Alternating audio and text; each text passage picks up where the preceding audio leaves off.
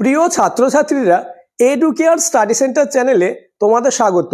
আজ আলোচনা করব মাধ্যমিক 2026 সালের ফাইনাল পরীক্ষার জন্য বাংলা সাবজেক্টের লাস্ট মিনিট সাজেশন নিয়ে। আমি তোমাদের জন্য বাংলা সাবজেক্টের গল্প, কবিতা ও নাটক থেকে এমন গোপন প্রশ্ন দেব যে প্রশ্নগুলি মাধ্যমিক 2026 সালের ফাইনাল পরীক্ষায় 100% আসবেই। তাই ভিডিওটি প্রথম থেকে শেষ পর্যন্ত দেখো এবং আলোচিত প্রতিটি প্রশ্ন তোমরা মুখস্থ করে নাও, কেননা বাংলা সাবজেক্টে 90-এ 90 পেতে চাইলে এই প্রশ্নগুলি তোমাকে রেডি করতেই হবে। তাই আলোচিত প্রতিটি প্রশ্ন তোমরা খাতায় লিখে নাও এবং প্রতিটি প্রশ্ন তোমরা মুখস্থ করে নাও। শুরু করছি আজকের আলোচনা। আর হ্যাঁ, চ্যানেলে নতুন হয়ে থাকলে চ্যানেলটিকে সাবস্ক্রাইব করে দিও এবং ভিডিওটি তোমার বন্ধুদের মধ্যে শেয়ার করে দিও। মাধ্যমিক বাংলা ফাইনাল সাজেশান 2026, আমি যেভাবে এই সাজেশানটি দিচ্ছি আমার কথা অনুসারে তোমরা চললে 100% মাধ্যমিক 2026 সালে বাংলা পরীক্ষায় 100-তে 100ই পাবে। তোমাদের গল্প জ্ঞানচক্ষু, বহুরূপী, পথের দাবি, অদল বদল এবং নদীর বিদ্রোহ। জ্ঞানচক্ষু গল্প থেকে 2025 সালে একটি 3 মার্কের প্রশ্ন চলে এসেছে, তাই তোমরা 2026 সালের ফাইনাল পরীক্ষার জন্য জ্ঞানচক্ষু গল্প থেকে 5 মার্কের প্রশ্ন খুব ভালোভাবে প্র্যাকটিস করবে। কোনো 3 মার্কের প্রশ্ন এবছর আসার সম্ভাবনা নেই। বহুরূপী গল্প থেকে 2025 সালে কোনো 3 বা 5-এর প্রশ্ন আসেনি, তাই এবছরের জন্য তোমরা বহুরূপী গল্প থেকে 3 এবং 5 মার্কের প্রশ্ন খুব ভালোভাবে প্র্যাকটিস করবে, কেননা বহুরূপী গল্প থেকে এবছর 3 বা 5 যে কোনো একটি প্রশ্ন 100% আসবেই। নেক্সট, পথের দাবি। পথের দাবি গল্প থেকেও কোনো 3 বা 5-এর প্রশ্ন 2025 সালে আসেনি, তাই পথের দাবি ও বহুরূপী গল্প থেকে তোমাদের 3 বা 5-এর প্রশ্ন 100% আসবেই। তাই এই গল্প দুটি খুব ভালোভাবে প্র্যাকটিস করো। পরের গল্প অদল বদল। এই গল্প থেকে 2025-এ 3 এবং 5-এর প্রশ্ন চলে এসেছে, তাই 2026 সালে এই গল্প থেকে কোনো 3 বা 5-এর প্রশ্ন আসবে না। তোমরা অদল বদল গল্প থেকে শুধুমাত্র শর্ট প্রশ্ন খুব ভালোভাবে প্র্যাকটিস করো। তোমাদের লাস্ট গল্প নদীর বিদ্রোহ। এই গল্প থেকে 2025-এ 5 মার্কের প্রশ্ন চলে এসেছে, তাই 2026 সালে কোনো 5 মার্কের প্রশ্ন আসার সম্ভাবনা নেই। তোমরা নদীর বিদ্রোহ গল্প থেকে 3 মার্কের প্রশ্ন খুব ভালোভাবে রেডি করো। নেক্সট, তোমাদের কবিতা অসুখী একজন, আয়ারও বেঁধে বেঁধে থাকি, আফ্রিকা, অভিষেক, প্রলয় উল্লাস, সিন্ধু তীরে এবং অস্ত্রের বিরুদ্ধে গান। অসুখী একজন কবিতা থেকে 2025-এ কোনো 3 বা 5-এর প্রশ্ন আসেনি, তাই 2026 সালে অসুখী একজন কবিতা থেকে 3 বা 5-এর প্রশ্ন আসার সম্ভাবনা 100%। নেক্সট কবিতা আয়ারও বেঁধে বেঁধে থাকি। এই কবিতা থেকে 2025-এ একটি 3 মার্কের প্রশ্ন চলে এসেছে, তাই 2026 সালে কোনো 3 মার্কের প্রশ্ন আসার সম্ভাবনা কার্যত নেই। তোমরা আয়ারও বেঁধে বেঁধে থাকি থেকে 5 মার্কের প্রশ্ন খুব ভালোভাবে প্র্যাকটিস করো। নেক্সট কবিতা আফ্রিকা। আফ্রিকা থেকে যেহেতু 5 মার্কের প্রশ্ন 2025 সালে এসেছে, তাই তোমরা 2026 সালের জন্য 3 মার্কের প্রশ্ন খুব ভালোভাবে প্র্যাকটিস করো। নেক্সট কবিতা অভিষেক। অভিষেক কবিতা থেকে 2025 সালে 3 এবং 5 মার্কের প্রশ্ন এসেছে, তাই 2026 সালে অভিষেক কবিতা থেকে কোনো বড় প্রশ্ন আসবে না। তোমরা শুধুমাত্র শর্ট প্রশ্ন অর্থাৎ MCQ ও ACQ প্রশ্ন প্র্যাকটিস করো। নেক্সট কবিতা প্রলয় উল্লাস। এই প্রলয় উল্লাস কবিতা থেকে 2025 সালে কোনো বড় প্রশ্ন হয়নি, তাই এই কবিতা থেকে 2026 সালের জন্য 3 এবং 5 মার্কের প্রশ্ন আসার সম্ভাবনা কার্যত নিশ্চিত। তোমাদের এই 3টে কবিতা অর্থাৎ প্রলয় উল্লাস, সিন্ধু তীরে এবং অস্ত্রের বিরুদ্ধে গান, এই 3টে কবিতা থেকে 2025 সালে কোনো 3 বা 5-এর প্রশ্ন হয়নি, তাই এই 3টে কবিতা থেকে 2026 সালের জন্য 3 বা 5-এর প্রশ্ন আসার সম্ভাবনা কার্যত নিশ্চিত। তোমরা এই 3টে কবিতা খুব ভালোভাবে প্র্যাকটিস করো। এই 3টে কবিতা থেকে 100% 3 এবং 5-এর প্রশ্ন আসবেই। আমি তোমাদের প্রতিটি গল্প এবং কবিতা থেকে এমন প্রশ্ন দিয়েছি যে প্রশ্নগুলি রেডি করলে মাধ্যমিক 2026 সালের ফাইনাল পরীক্ষায় 100% কমন আসবেই। নেক্সট, তোমাদের প্রবন্ধ রয়েছে 2টি, হারিয়ে যাওয়া কালি কলম এবং বাংলা ভাষার বিজ্ঞান, এই দুটো প্রবন্ধ থেকে একটি করে 5 মার্কের প্রশ্ন থাকবে। তাই তোমরা যে কোনো একটি প্রবন্ধ ভালোভাবে প্র্যাকটিস করো, তাহলেই 100% কমন পাবেই। আমি সাজেস্ট করব তোমরা হারিয়ে যাওয়া কালি কলম থেকে 5 মার্কের প্রশ্ন রেডি করো। এই প্রবন্ধ থেকে আমি মাত্র 3টে প্রশ্ন দেব, যে 3টে প্রশ্ন থেকে একটি প্রশ্ন তোমরা 100% কমন পাবেই। নেক্সট, নাটক সিরাজউদ্দৌলা, এই নাটক থেকে তোমাদের 4 মার্কের 2টো প্রশ্ন থাকবে, একটি প্রশ্নের উত্তর করতে হবে। আমি তোমাদের জন্য নাটক থেকে এমন কিছু প্রশ্ন দিয়েছি যে প্রশ্নগুলি 100% কমন পাবেই। তোমাদের প্রথম গল্প আশাপূর্ণা দেবীর লেখা জ্ঞানচক্ষু। প্রথম প্রশ্ন, কথাটা শুনে তপনের চোখ মার্বেল হয়ে গেল। কোন কথাটা শুনে কেন তপনের চোখ মার্বেল হয়ে গেল? কোশ্চেন নম্বর 2, রত্নের মূল্য জুহুরির কাছে। রত্ন ও জুহুরি বলতে কি বোঝানো হয়েছে? উদ্ধৃত উক্তিটির তাৎপর্য বুঝিয়ে দাও। কোশ্চেন নম্বর 3, পৃথিবীতে এমন অলৌকিক ঘটনাও ঘটে। কোন ঘটনাকে অলৌকিক বলা হয়েছে? একে অলৌকিক বলার কারণ কি? কোশ্চেন নম্বর 4, তপনের মনে হয় আজ যেন তার জীবনের সবচেয়ে দুঃখের দিন। আজ বলতে কোন দিনের কথা বলা হয়েছে? তপনের এমন মনে হওয়ার কারণ কি? কোশ্চেন নম্বর 5, জ্ঞানচক্ষু গল্পে তপনের চরিত্রটি বিশ্লেষণ করো। নেক্সট কোশ্চেন, তপন আর পড়তে পারে না, বোবার মতো বসে থাকে। তপনের এরকম অবস্থার কারণ বর্ণনা করো। তোমাদের দ্বিতীয় গল্প সুবোধ ঘোষের লেখা বহুরূপী। প্রথম প্রশ্ন, হরিদার জীবনে সত্যি একটা নাটকীয় বৈচিত্র্য আছে। জীবনে নাটকীয় বৈচিত্র্য বলতে কি বোঝো? হরিদার জীবনের নাটকীয় বৈচিত্র্য কি? মোস্ট ইম্পর্টেন্ট এই কোশ্চেনটি। কোশ্চেন নম্বর 2, তাতে যে আমার ঢং নষ্ট হয়ে যায়। বক্তা কোন প্রসঙ্গে এ কথা বলেছেন? এই উক্তির আলোকে বক্তার চরিত্র বিশ্লেষণ করো। কোশ্চেন নম্বর 3, বহুরূপী জীবনের যে মর্মান্তিক বেদনার কথা বহুরূপী গল্পের মাধ্যমে বোঝাতে চাওয়া হয়েছে তার নিজের ভাষায় ব্যাখ্যা করো। অথবা প্রশ্নটি এভাবেও আসতে পারে, খাঁটি মানুষ তো নই, এই বহুরূপী জীবন এর বেশি কি আশা করতে পারে? বহুরূপী জীবনের এই ট্র্যাজেডি পাঠ্য বহুরূপী গল্প অবলম্বনে আলোচনা করো। কোশ্চেন নম্বর 4, জগদীশবাবুর বাড়ি হরিদা বিরাগী সেজে যাওয়ার পর যে ঘটনা ঘটেছিল তা বর্ণনা করো। পরের প্রশ্ন, চমকে উঠলেন জগদীশবাবু। জগদীশবাবুর পরিচয় দাও, তার চমকে ওঠার কারণ আলোচনা করো। এই কোশ্চেনটি 2026 সালের ফাইনাল পরীক্ষায় আসার সম্ভাবনা কার্যত নিশ্চিত। নেক্সট কোশ্চেন, সে ভয়ানক দুর্লভ জিনিস, কোন জিনিসটির কথা বলা হয়েছে, তা দুর্লভ কেন? এই প্রশ্নটি 3 মার্কের জন্য আসতে পারে। পরের প্রশ্ন, অদৃষ্ট কখনোই হরিদার এই ভুল ক্ষমা করবে না। হরিদা কি ভুল করেছিল? অদৃষ্ট ক্ষমা না করার পরিণাম কি? Most importance. কোশ্চেন নম্বর 8, অথচ আপনি একেবারে খাঁটি সন্ন্যাসীর মতো সব তুচ্ছ করে সরে পড়লেন। কার কথা বলা হয়েছে?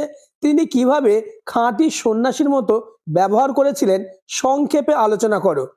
নেক্সট, তোমাদের তৃতীয় গল্প পথের দাবি, শরৎচন্দ্র চট্টোপাধ্যায়ের লেখা। প্রথম প্রশ্ন, বাবুটির স্বাস্থ্য গেছে কিন্তু শখ 16 আনায় বজায় আছে। বক্তা কার সম্পর্কে এ কথা বলেছেন? তার স্বাস্থ্য ও শখের পরিচয় দাও। Most importance. কোশ্চেন নম্বর 2, অপূর্ব হঠাৎ চমকিত হইয়া বলিয়া উঠিল। ওই যে প্রসঙ্গ কি? চমকিত হয়ে উদ্দৃষ্ট ব্যক্তির সঙ্গে যে কথাবার্তা হয়েছিল তা আলোচনা করো। তৃতীয় কোশ্চেন, কিন্তু এই জানোয়ারটাকে ওয়াশ করবার দরকার নেই বড়বাবু। জানোয়ারটা বলতে কাকে ইঙ্গিত করা হয়েছে? তাকে ওয়াশ করার দরকার নেই কেন? কোশ্চেন নম্বর 4, গিরিশ মহাপাত্রের চেহারা ও পোশাক আশাকের বিস্তারিত বিবরণ দাও। কোশ্চেন নম্বর 5, বাবা একদিন এর চাকরি করে দিয়েছিলেন। বক্তাকে তার বাবা কাকে কি চাকরি করে দিয়েছিলেন? নেক্সট, তার লাঞ্ছনা এই কালো চামড়ার নিচে কম জ্বলে না। বক্তাকে তার কোন লাঞ্ছনার কথা বলা হয়েছে? কোশ্চেন নম্বর 7, কিন্তু বুনো হাঁস ধরাই যে এদের কাজ। বক্তাকে তার এই বক্তব্যের কারণ বিশ্লেষণ করো। নেক্সট কোশ্চেন, বাস্তবিক এমন তৎপর এত বড় কার্যকুশলা মেয়ে আর যে কেউ আছে মনে হয় না। এ তলোয়ারকার মেয়েটিকে তাকে কার্যকুশলা বলার কারণ কি? এই প্রশ্নটিও খুবই গুরুত্বপূর্ণ। কোশ্চেন নম্বর 9, ইহা যে কত বড় ভ্রম তাহা কয়েকটা স্টেশন পরে এসে অনুভব করলো। কোন জিনিসকে ভ্রম বলা হয়েছে, সে কিভাবে ভ্রমকে উপভোগ করলো, এই প্রশ্নটিও মোস্ট ইম্পর্টেন্স। পরবর্তী প্রশ্ন আলোচনার আগে চ্যানেলে নতুন হয়ে থাকলে চ্যানেলটিকে সাবস্ক্রাইব করে দাও এবং ভিডিওটি তোমার বন্ধুদের মধ্যে শেয়ার করে দাও। নেক্সট গল্প অদল বদল। প্রথম প্রশ্ন, ও আমাকে শিখিয়েছে খাঁটি জিনিস কাকে বলে। খাঁটি জিনিস বলতে কি বোঝানো হয়েছে, তা কে কাকে কিভাবে শিখিয়েছেন। কোশ্চেন নম্বর 2, অমৃত সত্যি তার বাবা মাকে খুব জ্বালিয়েছিল। অমৃত কিভাবে বাবা মাকে জ্বালাতন করেছিল, অবশেষে অমৃতের মা কি করেছিলেন। কোশ্চেন নম্বর 3, অদল বদল গল্পে অতি সাধারণ একটি কাহিনীর আশ্রয় নিয়ে লেখক যে সাম্প্রদায়িক সম্প্রীতির প্রতি আমাদের দৃষ্টি আকর্ষণ করাতে চেয়েছেন তা বুঝিয়ে দাও। কোশ্চেন নম্বর 4, ছেলে দুটো সবই একই রকম, তফাৎ শুধু এই যে ছেলে দুটিকে কি কি তাদের মধ্যে তফাৎ রয়েছে। নেক্সট, নদীর বিদ্রোহ। প্রথম প্রশ্ন, নদের চাঁদ ছেলে মানুষের মতো ঔৎসুক্য বোধ করিতে লাগিল। ছেলে মানুষের মতো বলার কারণ কি, নদের চাঁদের ঔৎসুক্য হয়েছিল কেন। কোশ্চেন নম্বর 2, না জানি নদীকে আজ কি অপরূপ রূপ দিয়াছে। এই উক্তি থেকে বক্তার কোন মনোভাবের পরিচয় পাও। কে নদীকে অপরূপ রূপ দিয়েছে। পরের প্রশ্ন, 30 বছর বয়সে নদীর জন্য নদের চাঁদের এত বেশি মায়া একটু অস্বাভাবিক। এত বেশি মায়া বলার কারণ কি, সেই মায়াকে অস্বাভাবিক বলা হয়েছে কেন। নেক্সট, নিজের এই পাগলামিতে যেন আনন্দ উপভোগ করে নদের চাঁদের মনের এই আনন্দের স্বরূপ পরিস্ফুট করো। কোশ্চেন নম্বর 5, ব্রিজের কাছাকাছি আসিয়া প্রথমবার নদীর দিকে দৃষ্টিপাত করিয়া নদের চাঁদ স্তম্ভিত হয়ে গেল। কোন ব্রিজের কথা বলা হয়েছে, সেখানে এসে নদের চাঁদ কি দেখে স্তম্ভিত হয়ে গেল। কোশ্চেন নম্বর 6, তার 4 বছরের চেনা এই নদীর মূর্তিকে তার যেন আরো বেশি ভয়ঙ্কর, আরো বেশি অপরিচিত মনে হলো। 4 বছরের চেনা বলার কারণ কি, আরো বেশি ভয়ঙ্কর, আরো বেশি অপরিচিত মনে হলো কেন। নেক্সট, কোশ্চেন নম্বর 7, নিজের এই পাগলামিতে যেন আনন্দ উপভোগ করে, কার পাগলামির কথা বলা হয়েছে। গল্প অনুসরণে উদ্দিষ্ট ব্যক্তির পাগলামির পরিচয় দাও। পরের প্রশ্ন, নদীর বিদ্রোহের কারণ সে বুঝতে পারিয়াছে। নদীর বিদ্রোহের কারণ কি ছিল, সে কিভাবে তা বুঝতে পেরেছে। এবার আলোচনা করব কবিতা থেকে মোস্ট ইম্পর্টেন্ট প্রশ্ন নিয়ে। তোমাদের প্রথম কবিতা পাবলো নেরুদার লেখা অসুখী একজন। প্রথম প্রশ্ন, আমি তাকে ছেড়ে দিলাম। কবি কাকে ছেড়ে দিলেন, তাকে তিনি কিভাবে রেখে এসেছিলেন। কোশ্চেন নম্বর 2, সব চূর্ণ হয়ে গেল, জ্বলে গেল আগুনে, কোন কোন জিনিসের কথা বলা হয়েছে। এই পরিণতির কারণ কি, এই প্রশ্নটি 2026 সালে তোমাদের ফাইনাল পরীক্ষায় আসার সম্ভাবনা কার্যত নিশ্চিত। কোশ্চেন নম্বর 3, যুদ্ধকে রক্তের এক আগ্নেয় পাহাড় বলা হয়েছে কেন। কোশ্চেন নম্বর 4, শান্ত হলুদ দেবতাদের শান্ত হলুদ বলা হয়েছে কেন, তাদের কি পরিণত হয়েছিল। অথবা এই প্রশ্নটি এভাবেও আসতে পারে, তারা আর স্বপ্ন দেখতে পারলো না, তারা কারা, কেন তারা স্বপ্ন দেখতে পারলো না। কোশ্চেন নম্বর 5, মোস্ট ইম্পর্টেন্স, সেখানে ছড়িয়ে রইল কাঠকয়লা বলতে কবি প্রশ্নোদ্ধৃত অংশে কি বুঝিয়েছেন। পরের প্রশ্ন, আর সেই মেয়েটি আমার অপেক্ষায়, অপেক্ষামান এই নারীর মধ্য দিয়ে কবি মানবীয় ভালোবাসার যে অনির্বাণ রূপটিকে ফুটিয়ে তুলেছেন তা পাঠ্য কবিতা অবলম্বনে আলোচনা করো। অথবা প্রশ্নটি এভাবেও আসতে পারে, যুদ্ধের নেতিবাচক ভাবের পাশাপাশি যে মানবিক আবেদন অসুখী একজন কবিতায় প্রকাশিত হয়েছে তা আলোচনা করো। কোশ্চেন নম্বর 7, এই প্রশ্নটিও মোস্ট ইম্পর্টেন্স। তারপর যুদ্ধ এলো, তারপর বলতে কোন সময়ের প্রতি ইঙ্গিত করা হয়েছে, যুদ্ধের পরিণতির কি হয়েছিল। তোমাদের দ্বিতীয় কবিতা শঙ্খ ঘোষের লেখা আয় আরো বেঁধে বেঁধে থাকি। প্রথম প্রশ্ন, আমাদের পথ নেই কোনো। পথ বলতে কবি কি বুঝিয়েছেন, কবির এমন আশঙ্কার কারণ ব্যাখ্যা করো।